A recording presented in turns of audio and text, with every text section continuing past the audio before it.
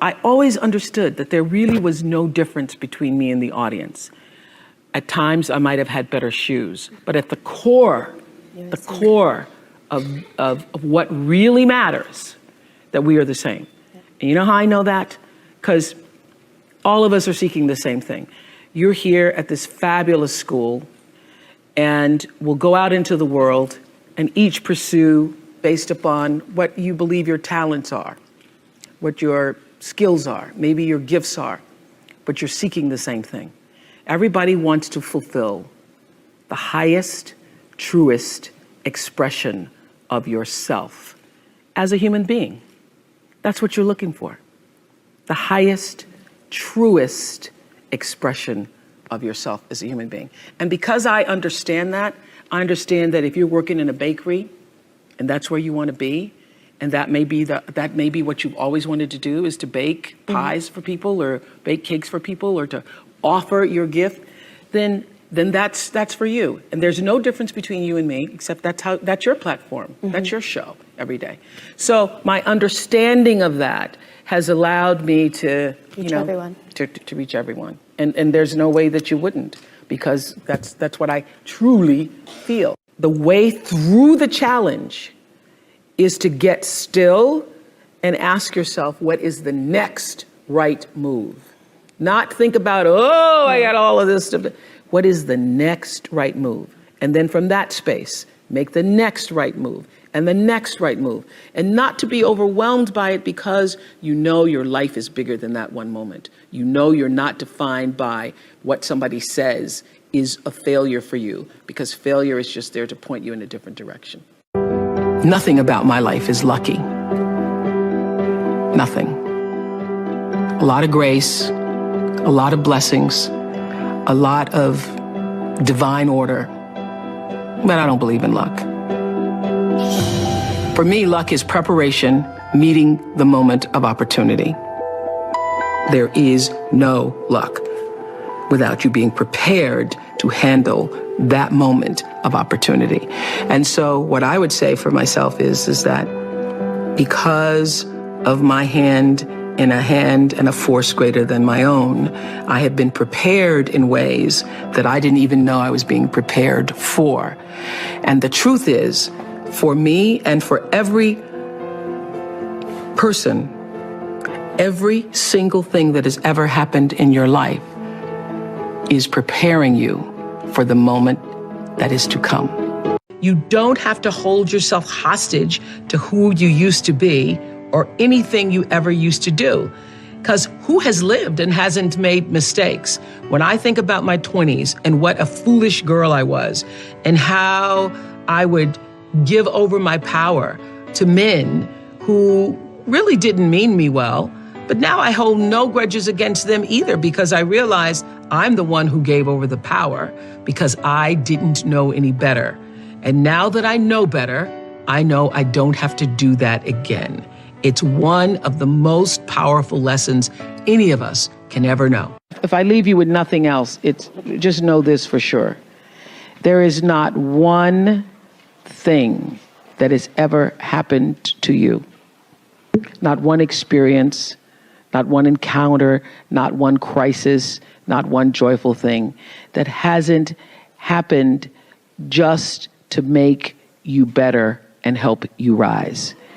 Every single thing you're calling in, whether you know it or not, when you figure out that you are calling it in, when you actually start meditating or praying or doing or having a spiritual practice, which is the number one thing you need if you want to be successful in the world.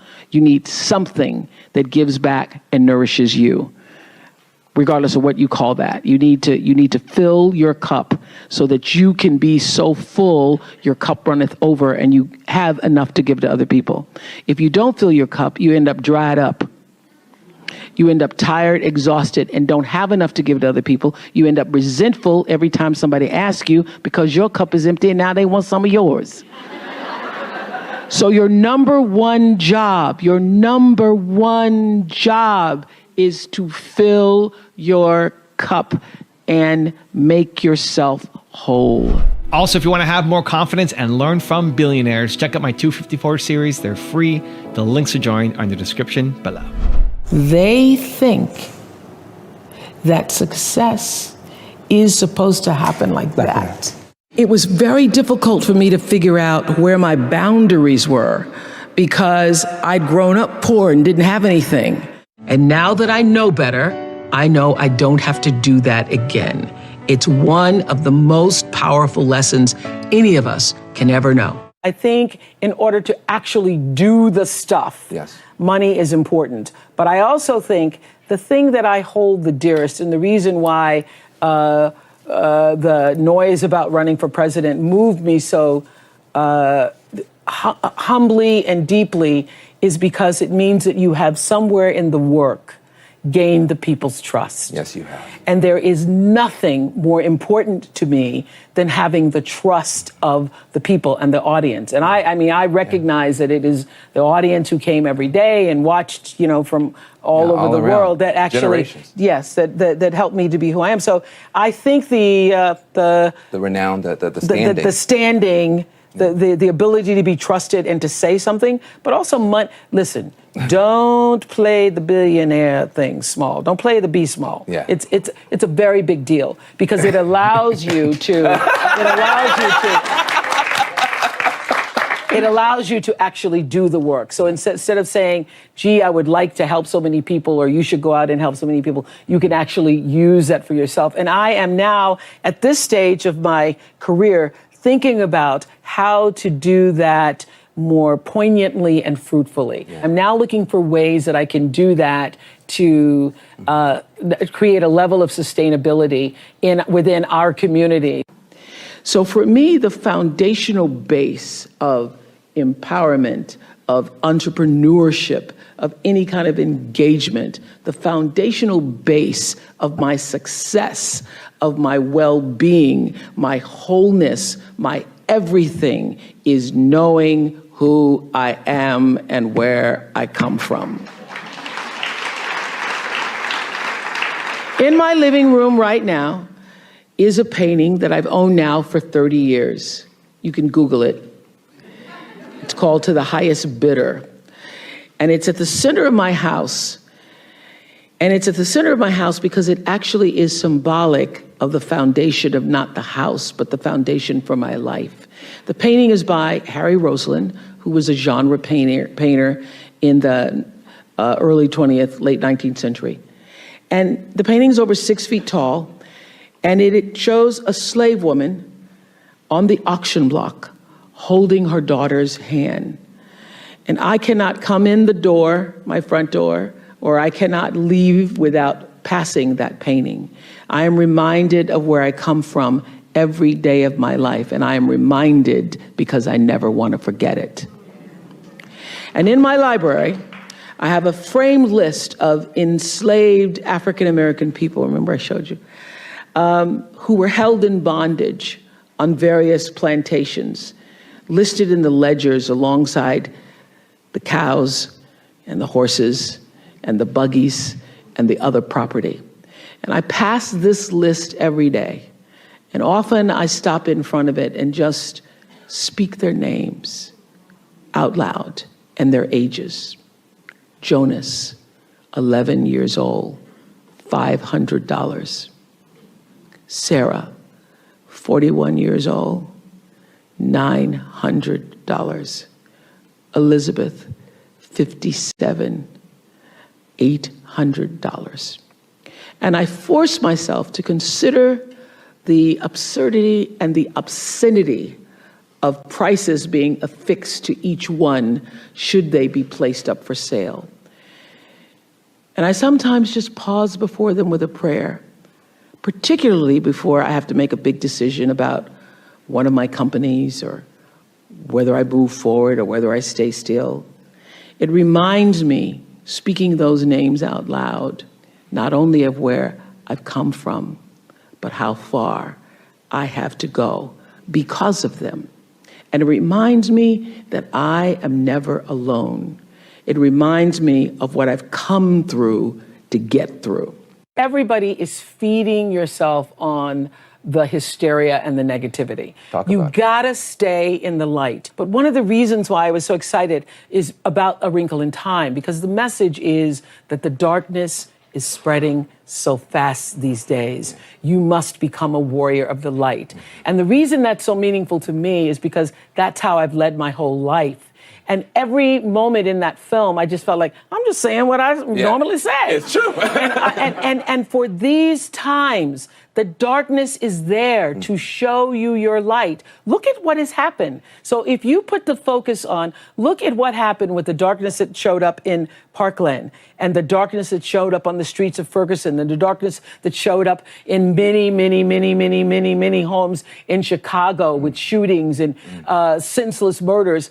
It brings out the best in people. It brings out the best. And so that's what it's there. We live on a planet where there is darkness and light. I deeply believe is not that do unto others as you would have them do unto you.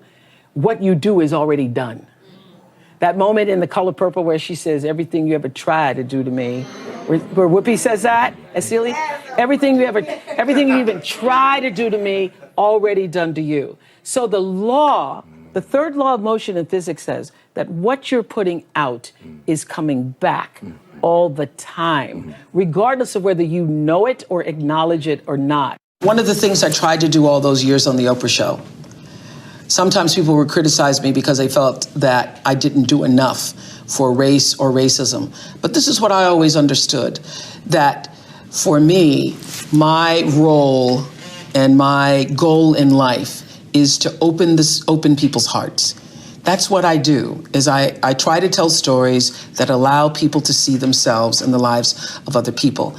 And for me, it was always more powerful and effective to do a show, for example, on single parents raising their children, and just on the panel of parents, to have a Black father, and to show the photographs or images of that father putting his child to bed and reading a story at night. That, to me, is more powerful than doing a story on, let's talk about Black fathers who are raising their children. Because the goal, for me, is to show that we are all more alike than different, and that in our humanity, in our ability to express our humanness, we are the same. So when you see a father putting his child to bed at night and reading stories, and that man is Black, and you know that's what your husband does, and that's what you do, you feel a sense of connection and humanity. You know what I'm saying? You see? Everything you try to do is already done. So when I figured that out, what I'm putting out is what's coming back, let me get real clear about what it is I'm putting out. Real clear. So I read a book about 1989 called Seed of the Soul. And in that book, Gary Zukav talked about the laws of karma, of the laws of cause and effect, the third law of motion. And in that book, he talked about how your intention is always one with the law. Meaning, before you even think about a thing, you have an intention for the thing. And that the intention is going to determine the outcome. That's why the same people can go to the same church service and somebody walk down the aisle just to be seen to put some money in the church, and somebody else who just goes and just has a little bit to offer. The intention with which you give, the intention with which you serve determines the outcome. So when I figured that out, I went, whoa. I changed everything I did on my show. I called in the producers and I said, from this day forward, I will no longer be speaking to the KKK. I will no longer be speaking to people who are fighting each other in a way that it is damaging to the character of myself and other people who watch. From this day forward, I am only going to do intentional television. I say to my girls all of the time that your real work is to figure out where your power base is and to work on the alignment of your personality, your gifts that you have to give, with the real reason why you're here. That's the number one thing you have to do, is to work on yourself and to fill yourself up and keep your cup full. Keep yourself full. Now, I used to be afraid of that. I used to be afraid, particularly from people who say, oh, she's so full of herself. She's so full of herself. And now I embrace it. I consider it a compliment that I am full of myself. Because you only when you're full, I'm overflowing. My cup runneth over. I have so much to offer and so much to give. And I am not afraid of honoring myself. You know, it's miraculous when you think about it. My intention in creating Masterclass came from the understanding that everybody's story is the same. All stories are connected. And there is nothing that anyone who's living on earth has ever felt or known or experienced on a soul level that hasn't been felt or known or experienced by someone else. One of the most difficult things in life is feeling that you are the only one. You are the only one who's traveled this path, who's felt this way. I had nowhere to go. I was homeless at the time. I lost my family. Next thing I know, I'm in this car for 3 years, man. I'm struggling. Who's experienced such devastation or joy or triumph or victory. So for me, I define a master as someone who has fully stepped in and owned the full progress and trajectory of their life. Persistence pays off. That's lesson one. But hearing stories told from the mouths of people who know how to live, how to course correct, how to keep going, how to never quit, how to rejoice in the good times and have faith in the bad, those people are masters. Anyone who can do that is a master. And their ability to share their stories only helps the trajectory of others who listen. A lot of people don't know their purpose. And if you don't know your purpose, your immediate goal is to figure that out, because otherwise you're just wandering around here. So the moment you can figure out what it is you're supposed to be doing, the sooner you are able to get about the business of doing that. My life is fueled by my being. Yep. And the being fuels the doing. So I come from a centered place. I come from a focused place. I come from compassion. It's just my nature. I come from a willingness to understand and to be understood. Right. And I come from wanting to connect. I mean, the secret of that show for 25 years is that people could see themselves in me. All over the world, they could see themselves in me.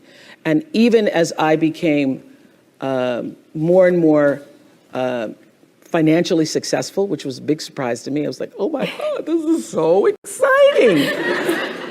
You mean you got more than that 30,000? I got more than 30,000 by the time I was 30. But what I realized is through the whole process, because I'm grounded in my own self, that although I could have more shoes, my feet stayed on the ground, although I was wearing better shoes. These are kind of cute today, too. So I could keep my feet on the ground, even though I could get more shoes. And I could understand that it really was because I was grounded. I've done was doing and continue to this day to do the consciousness work. I work at staying awake. Dear beautiful brown-skinned girl. And I use the word beautiful because I know that's never a word you would call yourself. I look into your eyes and I see the light and hope of myself. In this photo, you're just about to turn 20, posing outside the television station where you were recently hired as a reporter. You look calm. You look happy. But I know how scared you are. If I could say anything to you, it would be, relax. It's gonna be okay, girl. The reason why I was number one for 25 years is because I figured out early on, there is no story anybody has ever heard that somebody else hasn't experienced. Nothing. And I also figured out, probably maybe the first or second year, that all pain is the same. That a mother in Somalia feels the same way as a mother in Seattle when she loses her child. And the common denominator in the human experience is our emotions and our feelings. And the more vulnerable and open you are willing to be with your story, the more actual understanding you create with other people, and the more powerful you become. People don't think less of you for sharing your story. They think more of you for having the courage to share it. What would you say to your younger self? Oh, honey, honey, honey. Oh, baby girl. What the world has in store for you. First of all, it would be relax. It would be stop being afraid. And it would be everything's going to be all right. No matter what, you're going to be okay. What inspired me was, and continues to be, what continues to inspire me, is a primal and fundamental desire to fulfill the highest expression of myself as a human being. I don't want to die not having completely burn out every single possibility of my humanity. I just want to, when I leave this planet, I want everybody to say, did that, used it all up, not another thing I could do. There wasn't another person I could have given of myself to. There wasn't another deed I could have done. There wasn't anything that you want to say, I want to fill it up. You want to take this whole human existence, which when you think about it, Godfrey, is really pretty damn miraculous. It is. It is. It is. When you think about what it means to be a human being on the planet Earth right now, that's pretty awesome. So I just want to take that to the max. I want to say, no need to come back as a human. The first day I went to school, I was in a classroom. By the time I was, 6 years old, didn't go to school until I was 6 years old because I was living with my grandmother at that time. Sure. But she had taught me how to read the Bible stories. So I went into the classroom knowing Nicodemus, Shadrach, Meshach, and Abednego. I could spell all of those words. I thought I was preaching to my kindergarten teacher. So she was like, who is this girl? So I was never placed in an environment where I was ever made to feel inferior. I always felt like I'm the smartest kid in this room. And because I was never placed never put in a position where I was made to feel less than, sure. I didn't grow up feeling less than, you know? And the rest, as they say, is history. And the rest, they say, is history. And it's all about what you believe. You know, I say this to, when I do something on my network now called Life Class, the fundamental key to success is what you believe is true for yourself. Not what you want, not what you desire. It's what do you believe? You know, you can say, I want to be the most successful person in the world. Yeah. But if you believe that there's a glass ceiling and you're going to have a hard time kicking through that glass ceiling, you will be defined by the glass ceiling. And the great beauty and gift of my life is that I was never defined by the box that other people tried to put me in. This was early on, you know, because when I first started making money and it was, you know, my salary or my earnings were published all over the place. I mean, the first year I was like, really? Did I make that much money? Oh my God. It was very difficult for me to figure out where my boundaries were because I'd grown up poor and didn't have anything. So it's easy when you don't have anything and people ask you for money. And they say, I need $500. You say, I don't have it because I'm just trying to get my rent paid. It's harder when your multi-million-dollar salary is now in the paper and you get a lot of friends and cousins you didn't have before. So how do you set boundaries for yourself? I was having trouble setting boundaries for myself for even strangers. People would just show up at my door in Chicago and say, Oprah, I left my husband, please help me. And I would, because she knows I have it. So Don't try that now, though, okay? Don't try that now. I figured it out. So what I learned is that, the reason why people keep showing up is because my intention is to make them think that I'm such a nice person that you can ask me for anything, you can get me to do anything, I'm gonna say yes, I'm gonna say yes. So when Stevie called me this time, I thought I'd try out my first no on Stevie. Let's start big. He wanted me to donate some money to a charity, and I didn't want to donate to the charity because I have my own charities and I care about a lot of people, but the problem is when you have money, everybody thinks you just want to give to everything. So every letter I ever get starts with, "We know you love the children." Yes, I do love the children, but somebody else is going to have to help the children. So I said to Stevie, no. And as a person who has that disease to please, I was waiting for him then to say, "I will never speak to you again. I will never call you. I will never sing a song for you." And he didn't. He just said, "Okay." "Okay? Okay, it's okay?" He said, "Okay, check you later." And what I learned from that is, many times you will have angst and worry about things and put yourself in a state, like someone said this morning because their phone went off, they were mortified over a phone, I said, really? You will put yourself in a state when the other person really isn't even thinking about you. So learning that I could specifically determine for myself what the boundaries were for me, what I wanted to do, give my money, give my time, give of my service to who I wanted to give it to when I did, that I get to make that decision. And just because you get 100 requests a week doesn't mean you have to try to fulfill all of that. Just because you have all of these demands on your time and on you doesn't mean that you have to say yes. You get to decide because you're the master of your fate. The captain of your soul, as William Ernest Henley said in Invictus.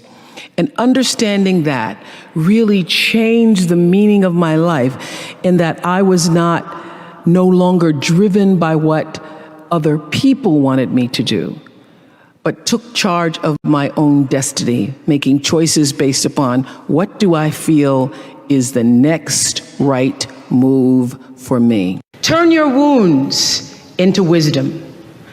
You will be wounded many times in your life. You'll make mistakes. Some people will call them failures. But I have learned that failure is really God's way of saying, "Excuse me, you're moving in the wrong direction." It's just an experience.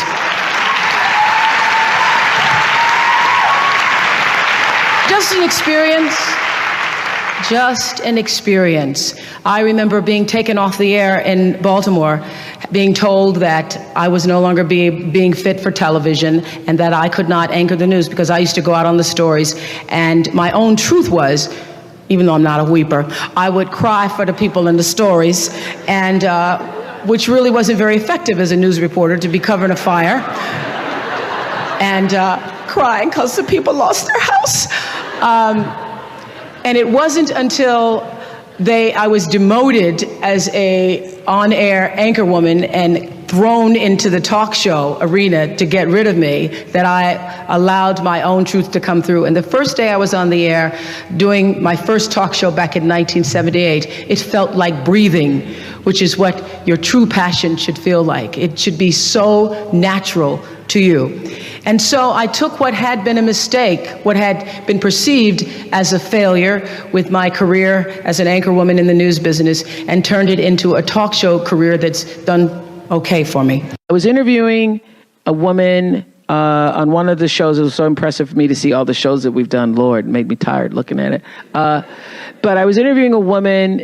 It was a show called The Wives Meet the Mistresses, or some crazy thing. And this woman was on, and it was a live show. And in the middle of it, her husband tells the wife and our entire audience and the world that his mistress was pregnant. Yes. To this day, it makes my eyes water because I saw his wife's face. And I felt her humiliation. And I said, I will quit TV if I have to do this. I won't do this anymore. And my producer's like, what are we going to do? This is what everybody's doing. And then during that same time period, so I said, I'm not going to do anything like that anymore. I'm not going to bring people on TV. First of all, we didn't know that moment was going to happen. They were like, we didn't know it was going to happen. But that should not happen on television. And I do not want to be a part of the energy that caused somebody to feel that, because that's now going to come back to me. I got to pay for that. Then I was interviewing the KKK on stage. That was the day the one guy called me a monkey in the audience. And during commercial break, I could see them signaling each other.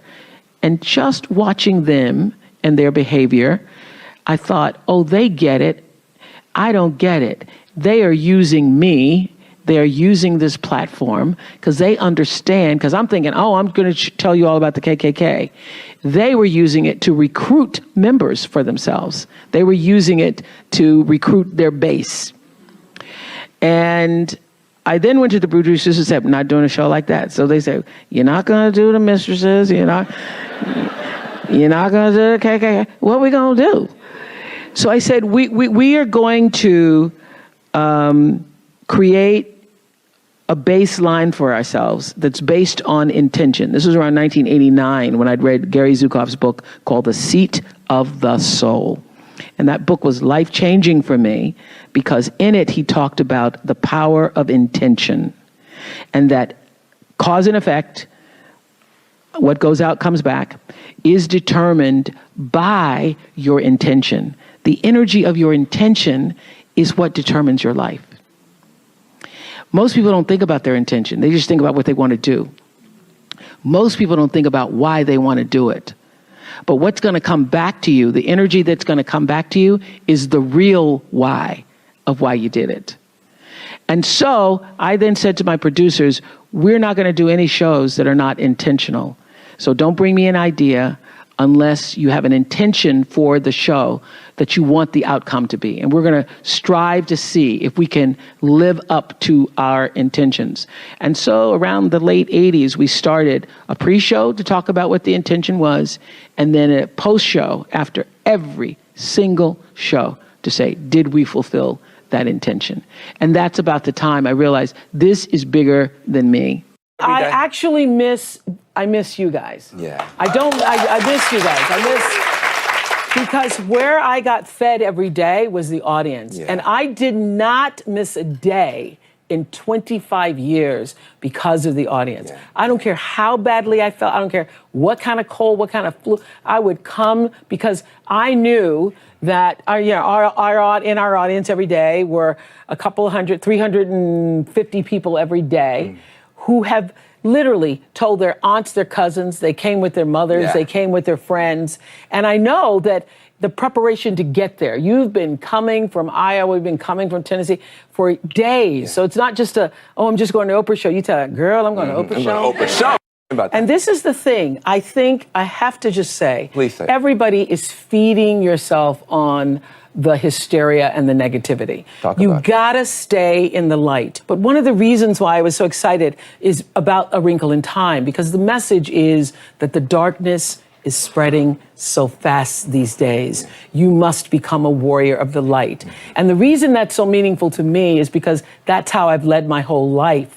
And every moment in that film, I just felt like, I'm just saying what I normally say. It's true. and for these times, the darkness is there to show you your light. Look at what has happened. So if you put the focus on, look at what happened with the darkness that showed up in Parkland, and the darkness that showed up on the streets of Ferguson, and the darkness that showed up in many homes in Chicago with shootings and senseless murders. It brings out the best in people. It brings out the best. And so that's what it's there. We live on a planet where there is darkness and light. I teach them that there is no life without cultivating a spiritual life, because you are first and foremost a spiritual being having a human experience. And if you lose sight of that, it's easy to get lost in the world. And no one can save a world that they're lost in when they've lost sight of their own North Star. So having a spiritual life actually means actively and ritually creating the space in your life all the time for gratitude, for kindness, for empathy, for inspiration, for joy, and for reverence for life in the home of your soul first. And then working to spread that inner joy outward. It means slowing down. It means taking in the moment. It means being exactly where you are, not distracted somewhere else. It means knowing who you are and getting about the business of fulfilling why you really came to our planet. What drives you to keep working so hard? You and I are in the 60s category. And so when you're in your 60s, you've lived more than you're going to live, realistically. So when you realize you've lived more than you're going to live, you can say, why not relax a little bit? Why not just ease up? Why have you decided to even work harder than you did before? Because I think, David, that everybody, the thing that worked for me all these years, whether it was the magazine or which I still have, or whether it was the show, I understood that there's a common denominator in the human experience. And I want the same thing you want, which is the same thing you want and you want. What we all want is to be able to live out the truest, highest expression of ourselves as a human being. That doesn't end until you take your last breath. What is the truest, highest vision that you hold for yourself? No matter where you are in your life, there's always the next level. There's always the next level to the last breath. So I feel that I always knew that I would be done with the show when I felt like, oh, I've said as much as I could say here on this platform. And then how will I be used? If there were a theme song to my life, Amazing Grace would be one of them, and Keep on Using Me Till You Use Me Up would be another one. You know that Bill Withers song? Yes. So I feel that until you have used your value as a human being, you're not done. Create the highest, grandest vision possible for your life, because you become what you believe. When I was a little girl in Mississippi, growing up on the farm, only buckwheat as a role model, watching my grandmother boil clothes in a big iron pot through the screen door because we didn't have a washing machine and made everything we had. I watched her and realized somehow inside myself and the spirit of myself that although this was segregated Mississippi and I was colored and female, that my life could be bigger, greater than what I saw. I remember being 4 or 5 years old. I certainly couldn't articulate it, but it was a feeling, and a feeling that I allowed myself to follow. I allowed myself to follow because if you were to ask me what is the secret to my success, it is because I understand that there is a power greater than myself that rules my life. And in life, if you can be still long enough in all of your endeavors, in the good times, the hard times, to connect yourself to the source. I call it God. You can call it whatever you want, to the force, nature, Allah, the power. If you can connect yourself to the source and allow the energy that it is your personality, your life force, to be connected to the greater force, anything is possible for you. I am proof of that. I think that my life, the fact that I was born where I was born and the time that I was and have been able to do what I've done, speaks to the possibility, not that I am special, but that it could be done. What I learned going to a beauty salon and asking them after the news director had told me that my hair was too thick and my eyes were too far apart and I needed a makeover, and sitting in a beauty salon, in a French beauty salon, allowing them to put a French perm on my black hair and having the perm burn through my cerebral cortex, and not being the woman that I am now, so not having the courage to say, this is burning me, and coming out a week later bald and having to go on the air. You learn a lot about yourself when you're black and a woman and bald and trying to be an anchor woman. You learn you're not Diana Ross, and that you're not Barbara Walters, trying to be. I was at the time. I had a lot of lessons. I remember going on the air many times and not reading my copy ahead of time. And I was on the air one night and ran across the word B-A-R-B-A-D-O-S. That may be Barbados to you, but it was Barbados to me that night. And telling the story as an anchor woman about a vote in Absentia, California. I thought it was located near San Francisco. And one of the worst, this is when I broke out of my Barbara shell, because I'm sitting there crossing my legs, trying to talk like Barbara, be like Barbara. And I was reading a story about someone with a blaze attitude, which, if I had gone to Wellesley, I would have known it was blasé. And I started to laugh at myself on the air and broke through my Barbara shell, and had decided on that day that laughing was okay, even though Barbara hadn't at that time.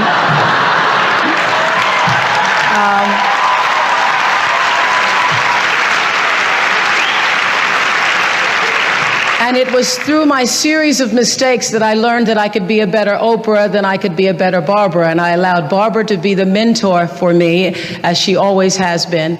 And I decided then to try to pursue the idea of being myself. And I am just thrilled that I get paid so much every day for just being myself. But it was a lesson long in coming, recognizing that I had the instinct, that the inner voice that told me that you need to try to find a way to answer to your own truth was the voice I needed to be still and listen to. Get this is just, remember this, because this will happen many times in your life. When people show you who they are, believe them the first time, not the 29th time. That's particularly good when it comes to men's situations, because when he doesn't call back the first time, when you're mistreated the first time, when you see someone who shows you a lack of integrity or dishonesty the first time, know that that will be followed by many, many, many other times that will, at some point in life, come back to haunt or hurt you. When people show you who they are, believe them the first time. Live your life from a point of view of truth, and you will live your life from truth, and you will survive everything. Everything. I believe even death. You will survive everything if you can live your life from a point of view of truth. Close your eyes for a moment, will you please? And breathe with me. Just close your eyes. And if you will, put your thumb to your middle finger and gather your other fingers around. And let's feel the vibration and pulse of your personal energy as you take 3 deep breaths with me. Inhale. And as you exhale, just feel the vibration, energy, blood pulsating through your body, through you. And another inhale.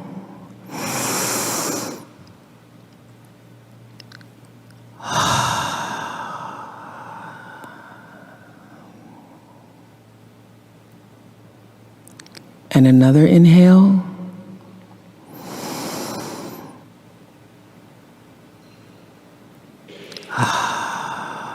And keep your eyes closed. And let's just think about this day. This day that you have been graced to breathe in and out thousands of times. This day where many of those breaths were taken for granted. You just expected the next one to come. But the truth is, there's no guarantee that the next one comes. This day how you started your day, what your thoughts were this morning, how you've carried yourself through this day, how you've been allowed to have encounters and experiences, some challenging, some more life-enhancing, that pushed you forward another day of being here on the planet Earth as a human being. Let's just think about that. After all you've been through, in this day alone, and the many days and years past, how you got here to this prestigious, esteemed university, the choices you made that have brought you to this day.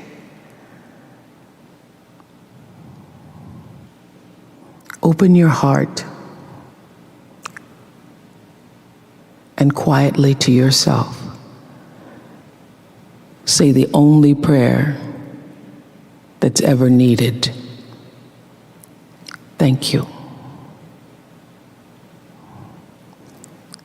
Thank you.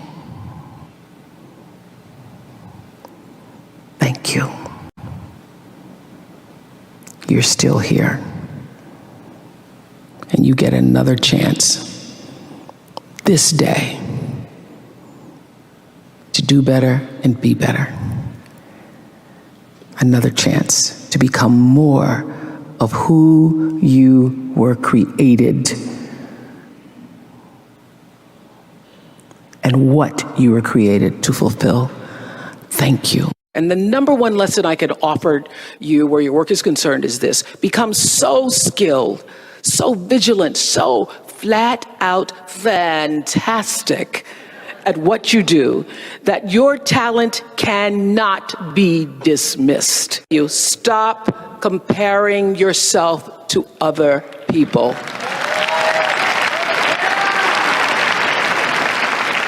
You're only on this planet to be you, not someone else's imitation of you. I had to learn that the hard way on the air live, anchoring the news.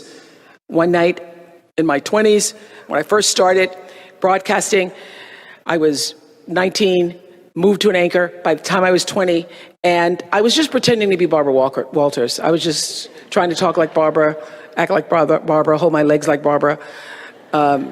And I was on the air and I hadn't read the copy fully, and I called Canada. And I did that on the air. I cracked myself up because I thought Barbara would never call Canada. And that little breakthrough, that little crack, that little moment that I stopped pretending allowed the real me to come through. Your life journey is about learning to become more of who you are and fulfilling the highest, truest expression of yourself as a human being. You are responsible for your life.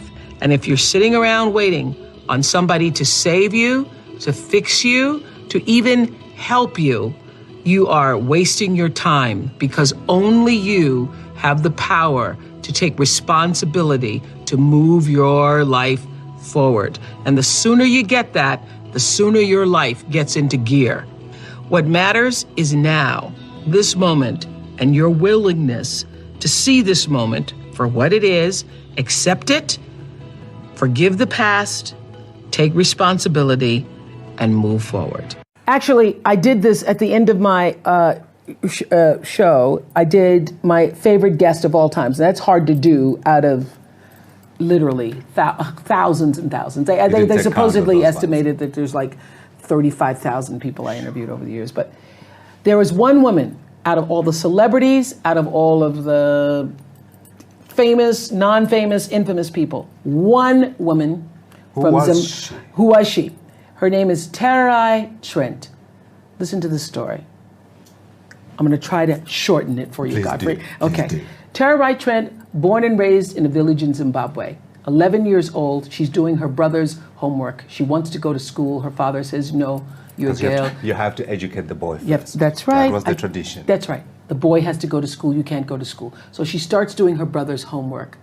She does her brother's homework. He goes to school. He gets all A's on his homework, yet he doesn't know the answers to the question. The teacher comes to the village to say, what is going on here? This boy doesn't know the answers, but his homework's perfect. She finds out that Tererai, his younger sister, is doing his homework. She begs the father to let Tererai go to school. The father says, no, she can't go to school. Finally, he marries her off. She marries at 11 and a half years old. She gets married. She has 3 children by the time she's 18 years old. A woman comes to the village from an NGO, Heifer International, and asks, what are your dreams? This is gonna make me cry. Finally, you're gonna make me cry. Asks her, what are your dreams? This child has never thought about what her dreams were. She says, write down your dreams. She writes down her dreams on a piece of paper and she folds them in a tin can and she buries them under a rock. The first dream was to be able to go to a school in the United States of America and get a college degree. She ends up, through some miracle of the NGO, going to the United States. She gets a college degree. Wow. Yes, she gets a 4-year degree in 3 years. Tererai Trent. She goes back to the rock in Zimbabwe. She writes her next goal on the piece of paper. She buries it under the rock. She writes, I want to get a master's degree. She goes back to the United States. She gets a master's degree. By this time, she now has 5 children. She's married to a man who still beats her. Incredible. She goes back to the United States. She gets her master's degree. After the master's degree, she goes back to the rock in Zimbabwe. She writes down her final goal is to get a doctorate degree. And last year, she became Dr. Tererai Trent. Where did you find it? Where did I find it? I found her in the Nicholas Kristof's book called something the sky, underneath the sky or the sky. I found her in Nicholas Kristof's book. Incredible. Incredible. And I was reading the story. I had Nicholas Kristof on the show. Nicholas Kristof, the famous New York Times writer. And she wasn't there. She wasn't a part of the show. I'm reading the story. I can't believe this book, the story of this woman, as I'm reading the story. So when we go to do the show, the producers have Nicholas Kristof on. They bring on other guests, but this woman isn't there. I go, how could you not have her there? So we tape another show with Nicholas Kristof. We go back, I go, fine, we're gonna find that woman, Tererai Trent. By this time, she's living in the United States. We followed her back to Zimbabwe to the rock. We pulled the tin can from underneath the rock. And that is my favorite guest of all time. And the worst? I don't have a worst. I don't have a worst. But the reason why and as I said this on my show, the reason why Tererai Trent is my favorite guest of all time is because she represents in that one story of the little girl in a village in Zimbabwe who had a dream and the heart and depth and discipline to pursue it. She represents everything I tried to say in every show in 25 years. She literally, through her life story, sums up the message that I was trying to give to every single one of my viewers. You can. Keep trying. Don't give up. The universe speaks to us always, first in whispers. And a whisper usually in your life feels like, that's odd. Or, that doesn't make any sense. Or, is that right? It just really feels like that. It's that kind of subtle. And if you don't pay attention to the whisper, it gets louder and louder and louder. And I say, it's like getting thumped upside the head. You don't pay attention to that. It's like getting a brick upside your head. You don't pay attention to that. The brick wall falls down. That is the pattern that I see in my life and so many other people's lives. And so I ask people, what are the whispers? What's whispering to you now? I have paid attention to my life because I understand that my life, just like your life, is always speaking to you, where you are, in the language, with the people, with the circumstances and experiences that you can understand and interpret if you are willing to see. that always life, God is speaking to you. Now, it took me a while to actually really get this and to understand it, but once I did, I started paying attention to everything. And one of the reasons why I can now accept the fact that I can offer my gatherings of information and wisdom and call myself a spiritual teacher is that every single person who ever came on my show, and I hear there's like 37,000 guests I've talked to, a lot of them came from dysfunction and a lot of them wouldn't appear to be teachers, but every one of them had something to say that was meaningful and valuable and that I could use to grow myself into the best of myself, which is what all of our jobs are. Your number one job is to become more of yourself and to grow yourself into the best of yourself. If you can find what is your passion, if you find what you love, you never get tired. Or if you do get tired, you're fueled by the energy of your work. And you know what you're supposed to do by how it feels. And so you know if you're doing the right thing, if it feels like it's right to you. And when you hit the thing that feels right, you know it's right because it gives you your juice. And you know it's right because you would do it for nothing. You would do it for nothing and find a way to be able just to do it in order to be able to continue. That's how you know you're doing what you're supposed to be doing. It is your job to make yourself whole. Not perfect, but whole and full. Your real work in life, your real work, is to fill yourself till your cup runneth over so that you're never grasping and needy, clamoring and insecure. But you can live your life assured in your worthiness and your right to be here and to become the best version of yourself as a woman being. You came from very modest circumstances. You didn't come from a wealthy family. Well, modest is not the word. Well, I was trying to be polite. I was actually poor. And a lot of the girls at my school, actually all the girls from my school are poor. And I was saying to them just recently, I was just in South Africa for a graduation, you all are come from the same circumstances. You are poor. And one of the girls raised her hand and said, I don't like using that word. I go, well, if you're not poor, then you should excuse yourself because that's why I'm paying for you, because you're in this school. So if you're not poor, you don't like the choice of the word. So I don't have a problem with the word. I don't have any shame about it. I think, probably earlier in my life or career, the word would have bothered me. But it was, I was poor. No running water, David, or electricity, living with an outhouse. My biggest frustration is not just with young women. My biggest frustration is also with young men, young people who think that, and I have a lot of this with my girls in college, they think that success is supposed to happen like that. Yeah. They think that there isn't a process to it. They think that they're supposed to come out of college and have their brand. And I recognize now that I am a brand, but I was resistant to being called a brand for many years because I was like, I'm a brand. I'm not a brand. I'm a person. But how I got to be a brand was not trying to be a brand. Yes. How I got to be a brand was every day making choices that felt like this is the right move, and now that's the right move, and now that's the next right move, the next right move. And so my frustration with young women and young men is that they think it's supposed to happen like this, and they don't understand that there's a process to it. Social media. Yes, social media. You did not get to be editor of Vogue magazine by not working and working and working and working and working to get here. I love the theory of that there's 10,000 hours behind anybody who ever gets to be successful. Who are your dream dinner companions, dead or alive? Oh my gosh. I would like Jesus to come to dinner and explain. Is this what you wanted? Is this really what you wanted? Did you want the churches and the people and did you want all that?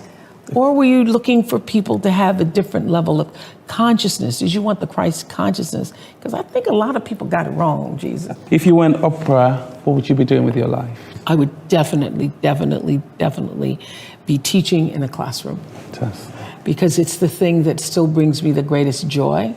I now teach by satellite to my girls in school in South Africa. And it is my favorite moment in the world when you can see someone get it. Okay, I know this is a short thing, but the other day I was teaching an 8th grade class.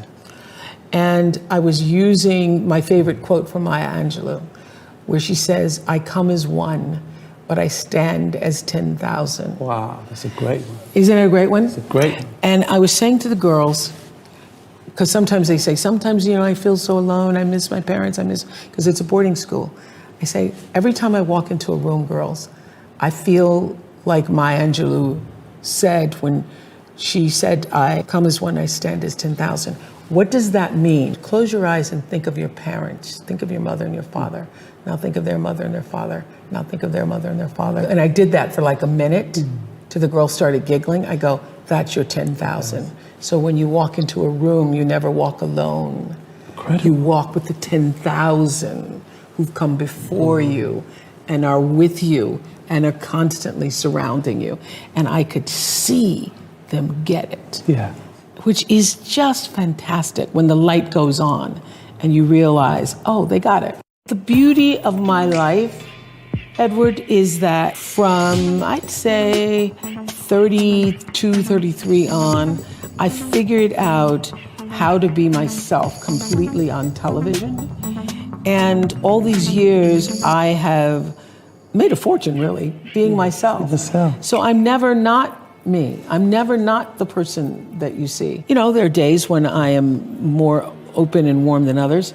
And one of the things that actually caused me in 1991 to get my own plane, I was in the airport and I was just minding my own business. And a woman came up and she said, "You're not acting like you do on TV." Oh. And I said, "What's that?" She says, "Well, on TV, you're hugging everybody and you're just sitting here and you're not hugging away." I'm just sitting here, ma'am. I'm just waiting on the plane. So if I'm in an airport, I'm not necessarily walking around hugging people, okay? But I am just always just myself. Life has dreamed a dream for you. And your goal, your number one job is to figure out what that dream is. And align yourself with the dream, because the dream cannot come to you unless you're willing to meet it energetically in the same place. So if your energy is off, which I say to my girls all the time, they could teach this class right now, on being in flow. If you are not in flow with God's dream for you, with life's dream for you, if you are out of order, if you are out of sync, it cannot come to you. It will not come, because the whole purpose of your life is to line yourself up with the purpose. And so if you are operating in fear, if you are operating in jealousy, jealousy will kill you. When you are synced up with life, life just gives to you. It opens doors, it creates experiences, it allows you to meet people, things show up you never thought were gonna show up, and you are doing what is the purpose of your soul being. I started the magazine. They said, "You will not see a profit for at least the next 5 years," and we were profitable the first month, the second month, and have been since. And so I thought, oh, okay, those predictions, that is not really true. I had no idea how difficult it would be. However, I am really, there's an old spiritual that says, wouldn't take nothing from a journey. Now, I really was speaking to Stephen this morning. He was saying, it's a good thing that you went through that, because you were living on the mountaintop for the past 25 years. You created this machine of the Oprah show that it just felt like walking into, okay, here we go. So no struggle, it had become easy for me to do. So to be in a position to build from scratch this network and to go through everybody thinking it was going to fail. And there were days when I had doubts myself, like, I had to force myself to actually practice what I have preached for years about going inside, staying with the vision, having every step move you in the direction of the vision and trusting that, building the right team.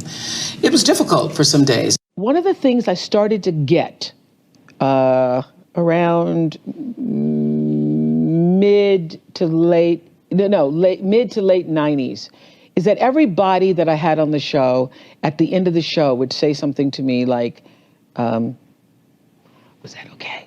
Was that okay? How was that? Was that okay? Right. At the end of the interview. And I started to then track it. It didn't matter if it was, I had gone and done a show where I was in a prison and I was interviewing a father who was in jail for life for murdering his twin daughters. And at the end of the interview, even behind bars, he said to me, "Is that okay? How'd I do?" And Barack Obama said it when he sat in the chair the first time.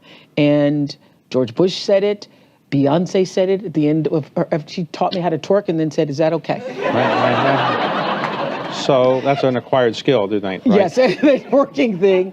But this is what I learned sitting in that chair for 25 years, that at the end of the day, whether you are interviewing me or I get to interview you, whatever your profession is, wherever you are in your life, in your relationships, every person that you encounter, every experience, the person wants to know, was that okay? Was that okay? And what I started to hear was that what people are really saying is, did you hear me? Did you hear me? And did what I say mean anything to you? And so I started to listen with that in mind, with that intention of validating that you're being here, you're speaking to me, you're taking the time to do this with me is important because you matter. And that's true for everybody who's watching or listening, that every argument that you ever have, every encounter, the person just wants to know, did you hear me? Did you see me? And did I say anything that mattered? Everybody has a different talent. And the reason we're all so messed up is because you're looking at everybody else's talent and wishing you had some of their talent. All the energy that you spend thinking about, wishing about, being jealous of, envious of anybody else is energy that you're not only putting out is going to come back to you negatively, but you're taking that away from you. All your energy should be forced on, what do I have to offer? What do I have to give? How can I be used in service? Because Dr. King's message of not everybody can be famous, but everybody can be great, because greatness is determined by service. And there is not a job in here that you can do that you don't switch the paradigm to service and not make that job more fulfilling. I don't care what the job is. If you say, I'm a singer, I'm a dancer, I'm an artist, I'm a teacher, I'm a nurse, I'm a doctor, I'm a janitor, I'm a clerk, if you say, if I look at this from, how do I use this in service to something bigger than myself? Yes. It no longer becomes a job. It becomes an offering to the world. This is the beauty of my life. There's not a thing that happens to me that I don't look at it as a teaching, learning experience. And so whenever I'm going into any kind of crisis, I've said this many times before, I'm always looking for, what is this here to teach me? Reading is the strongest signal for success in the future that I've ever seen. It is the strongest. I got my first job in radio when I was 16 years old, because I've been broadcasting since I was 16 years old. But my first job I got because I was a great reader. When you are a great reader, you can articulate and speak and command the English language in ways that other people cannot. And people think you're a lot smarter than you are, lots of times. Have you ever met a person who was a great reader when they were young who was not successful? You never. It is the absolute best foundation ever in life. The first law is the third law of motion in physics, which says for every action, there's an equal and opposite reaction. And we showed that very beautifully in The Color Purple, when Miss Seeley says to Mr., everything you even try to do to me is already done to you. That is not just a rhetorical saying, that is law. That is Newton's third law of motion in physics, which says everything that goes out is coming back. It's just like everything that goes up is coming down. May take it a long time to come down, is coming down.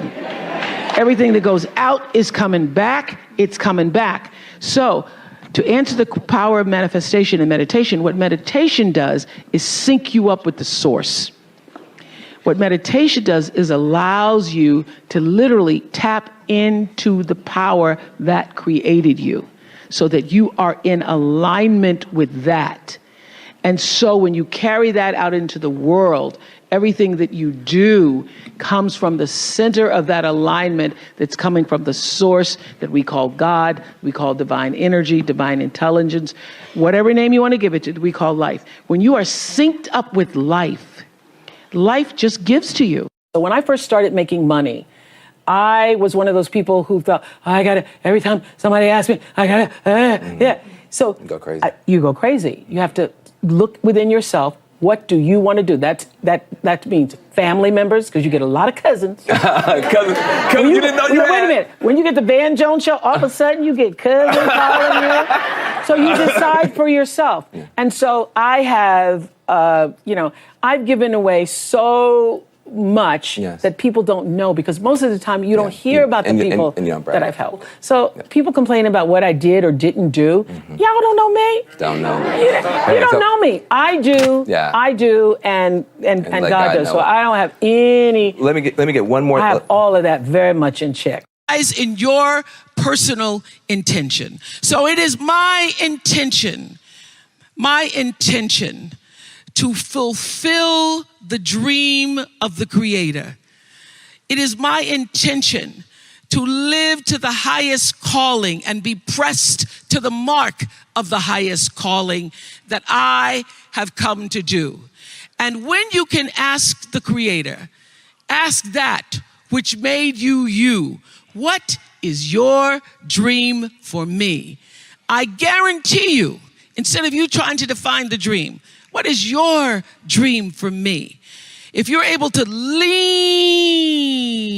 into the dream that the universe and all the forces of light and love and power and grace by all the names that we call God has for you, nobody can touch you. Nobody can touch you. That show was on for 25 years in Chicago, and when you did it, you won, I think, almost 50 Emmy Awards, and it was voted one of the best TV shows in the history of TV. So you ended it, though, after 25 years to do other things, and we'll talk about that, but no regrets about ending that show. No regrets whatsoever. You know, I didn't want to be punch drunk in the ring, still trying to come up with what is the next thing, because over the years, we became our own greatest competition. So when I first started, went national in 1986, every time there'd be another talk show, I'd be, Geraldo Rivera, what are we going to do? And then I realized a couple of years in that you run your own race better than anybody. If you take the time to see what everybody else is doing, you lose your ground. And that I could be a better me than I could be anybody else. And so no need of trying to compare myself to other people. Your own value, absolutely. Okay, so when you're saying I know who I am, and I'm telling you, it's the thread that runs through everything. It's the thing that allows you to stand in your own truth. And one of the things for years that Maya Angelou used to say to me is, baby, you need to know that you alone are enough. You alone are enough. Every single day, I would have a pre-show meeting and have the producers come in and state to me, what is your intention? How do we want to use whoever is on this show, whatever is happening on this show, to serve the audience in a way that fulfills the mission of uplifting, enlightening, encouraging, as well as entertaining. And if it doesn't do that, then I can't do it.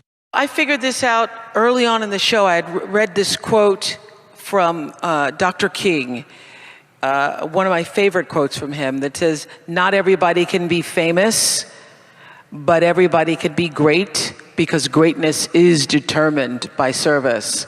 And I literally shifted I used that quote to help me shift the way I saw the platform of television. Instead of like, oh, I'm on TV, how do I use that platform as a platform of service Amen. is what I did. Yeah. Yeah, we know, and you did that pretty well too.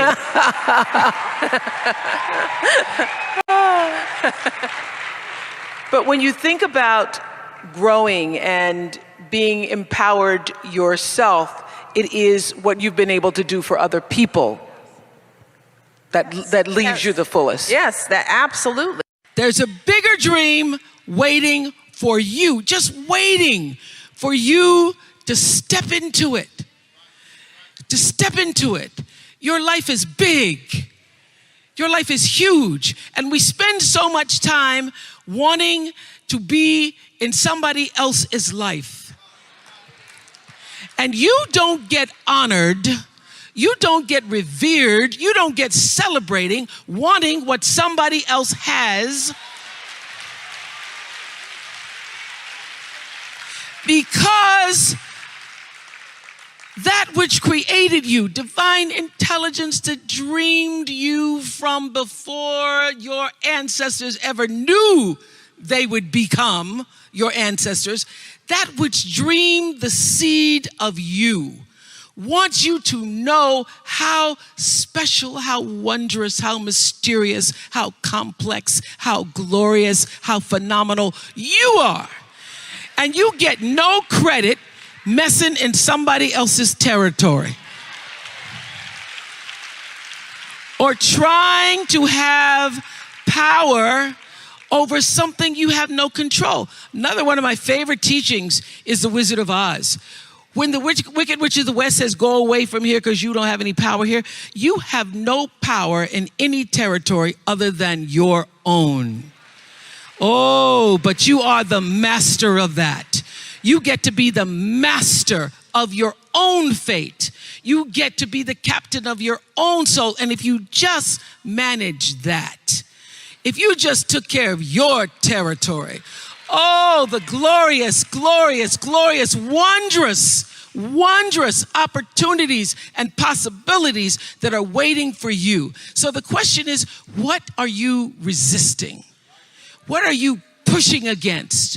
What are you not allowing? What are you blocking because you have this idea of who and what you're supposed to be, instead of leaning into the dream that's already been created and waiting for you. It's waiting for you.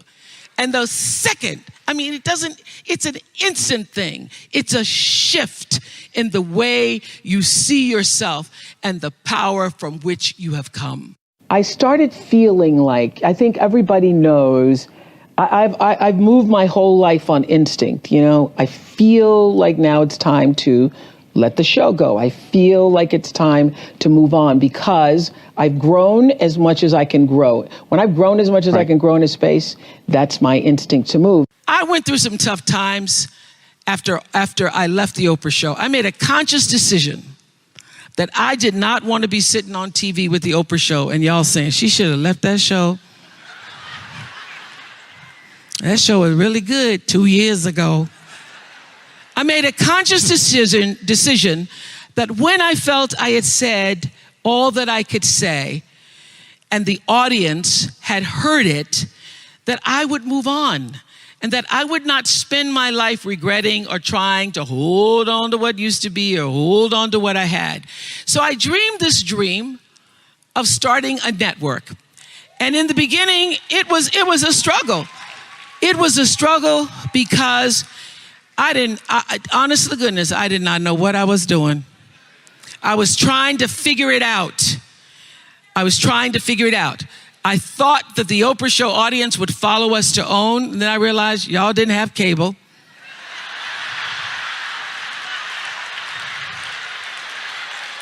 And if you had cable, you did not have the OWN package. So it took me a minute. And unlike most people who you get to have your mistakes in private, some don't go right in your life, you get to sulk about it in private. If I make a mistake, it's on the CNN crawl. or the CNN News. So when I was in the climb and there were so many wonderful owners, I see Churl Action Jackson here. There were so many wonderful owners, people who said, oh, we're going to stand with you. We're going to stand by you. Thank you, Roland Martin. There were so many people who said, listen, we believe that this can happen. So I dreamed the dream along with Tyler Perry, who was my friend, who came to me and said, Tyler said, I'm going to help you out because Tyler can go home and write a script and direct it, produce it, and shoot it, and do it for less money than anybody in Hollywood. So we started with the foundation of have and have nots.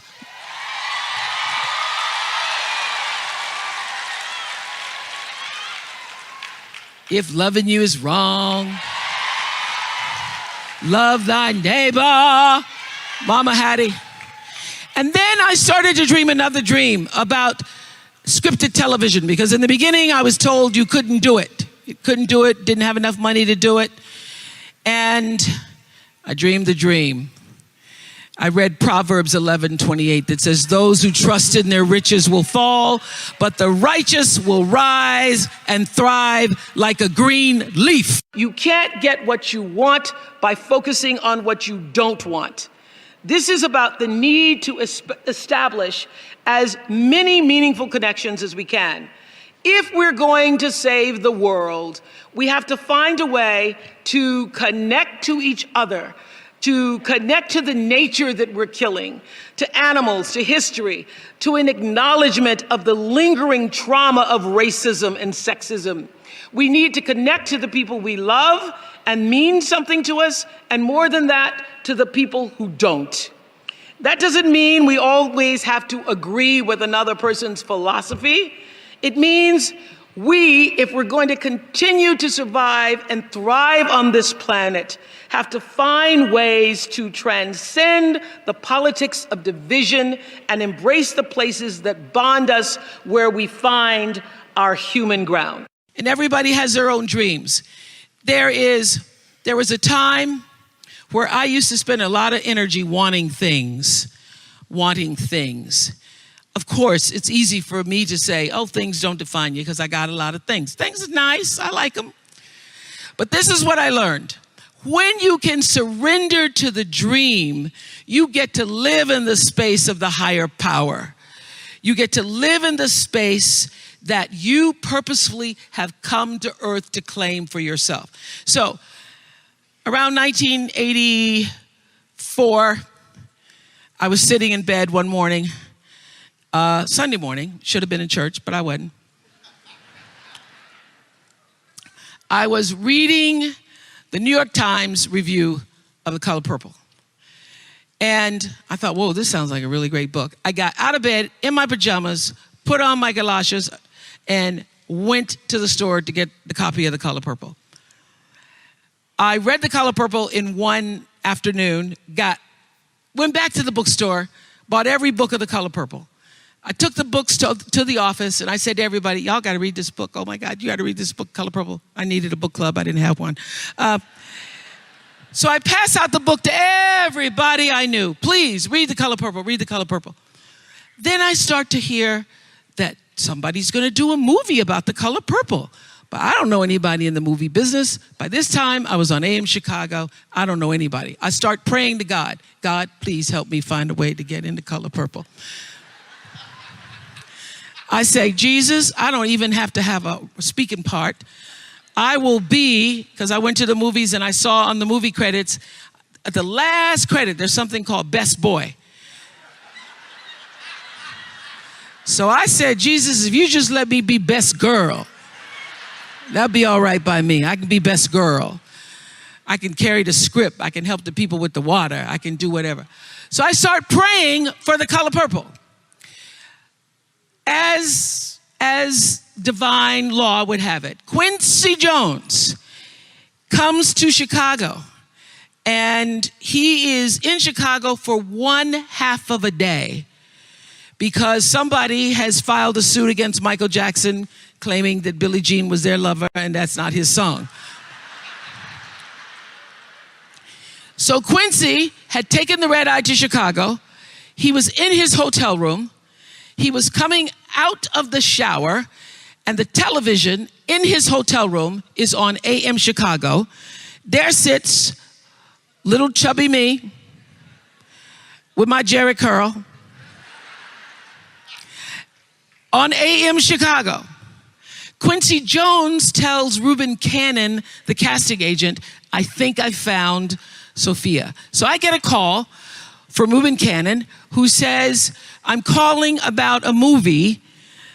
It's called Moon Song. Would you be interested to come and audition? And I say, I have not been praying for Moon Song.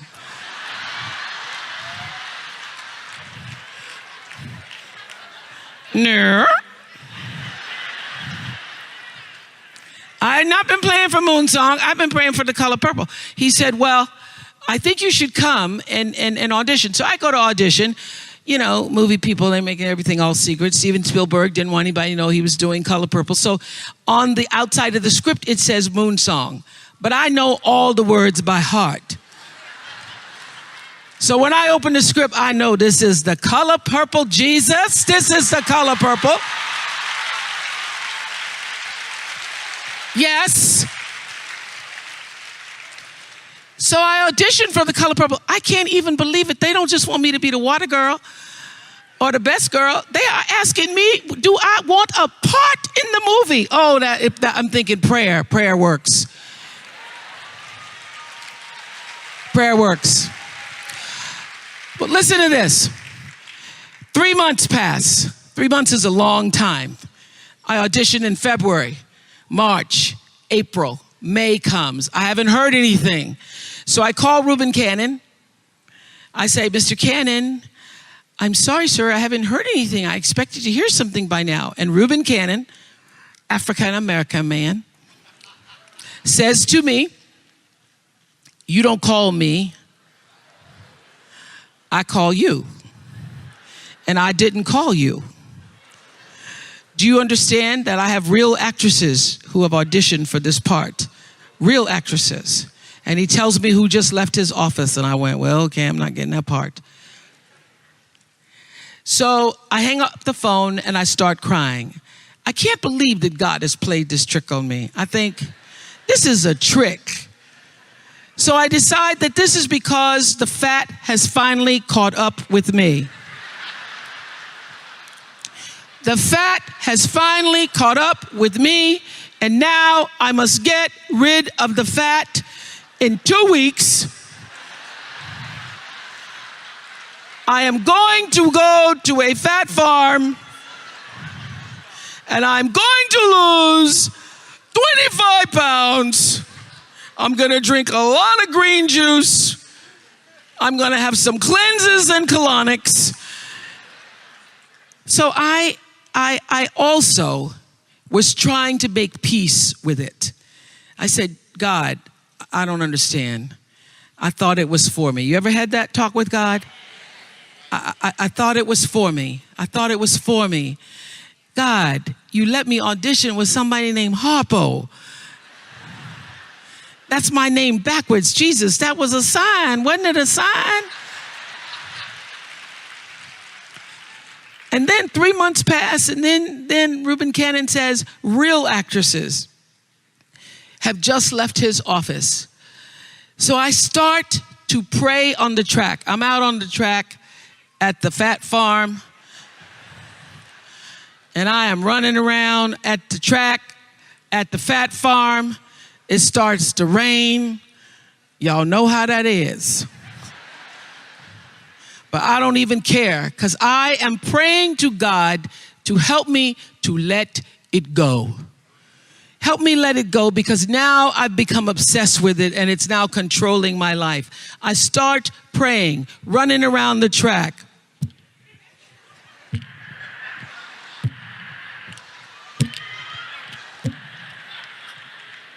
And I keep hearing this noise, and I can't, there's nobody on the track but me, and I'm running around the track. And I look around, and it is my thighs rubbing together.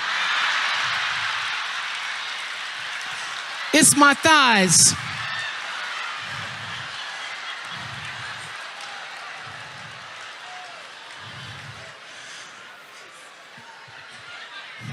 My thighs are rubbing together, causing this thunderous sound. There's nobody on the track. So then I really start to cry. Oh, Lord, help me. Help me let it go. Help me let it go. Help me let it go, God. Help me let it go. And you ever did this prayer where you say, okay, Lord, okay, I'm gonna let it go. Then you get up and you go, well, I think I still got a little bit of it. I did. Help me let it go, but I am not gonna be able to see the other actress in my part. I won't be able to see it. Won't be able to see Color Purple. Just can't never see it the rest of my life. I won't be able to see it. So then I started, I don't know where it came from. I surrender all. I surrender all to thee, my blessed Savior. I surrender all. I sang and I cried. I sang and I cried and I prayed some more until I could reach the point where not only will I be able to go to the movie, but I can bless the other actress. I can bless her. I can say, I bless you. I bless you. I bless you with this. I surrender all. I surrender all. All to thee, my blessed Savior. I surrender all. And I tell you, in my greatest testimony, that the instant I laid that thing down,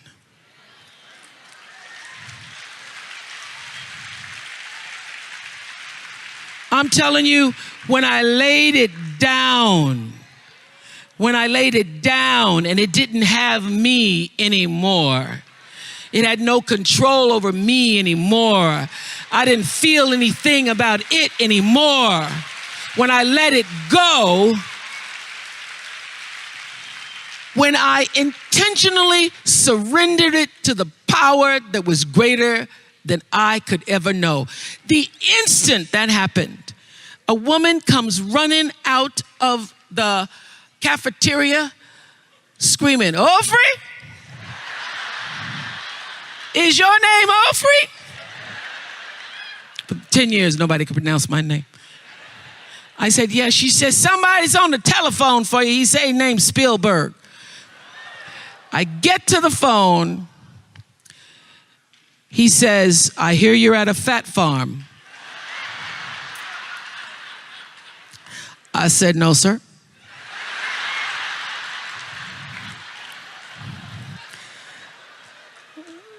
This is a health retreat.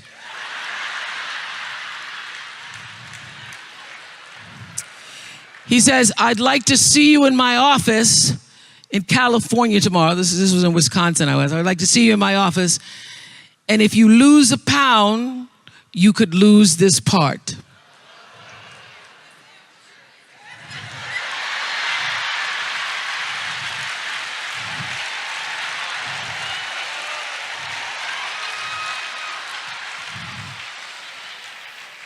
No problem do I have.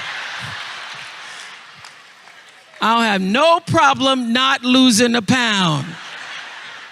So, honey, I packed my bags and I stopped at the Dairy Queen.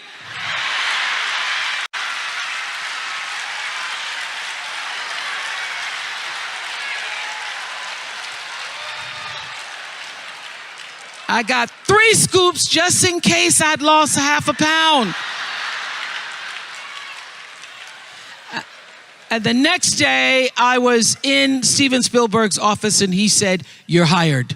You're hired. Really special bonus clip that I think you're going to enjoy. But before that, it's time for the question of the day. I want to know, what was your single biggest takeaway from this video, and what are you going to do to take action on it this week. When you write down what day, what time, and what place you're going to take action on something, you have a 91% chance of following through versus just 35% if you got motivated but never wrote down a plan. And when you share your plan and have public accountability, it raises your chances of following through even higher. So that's what I want to do today for you guys. You watch this video. What was your single biggest takeaway, and what is your plan to take action on it this week? Let me know. Put it down in the comments below.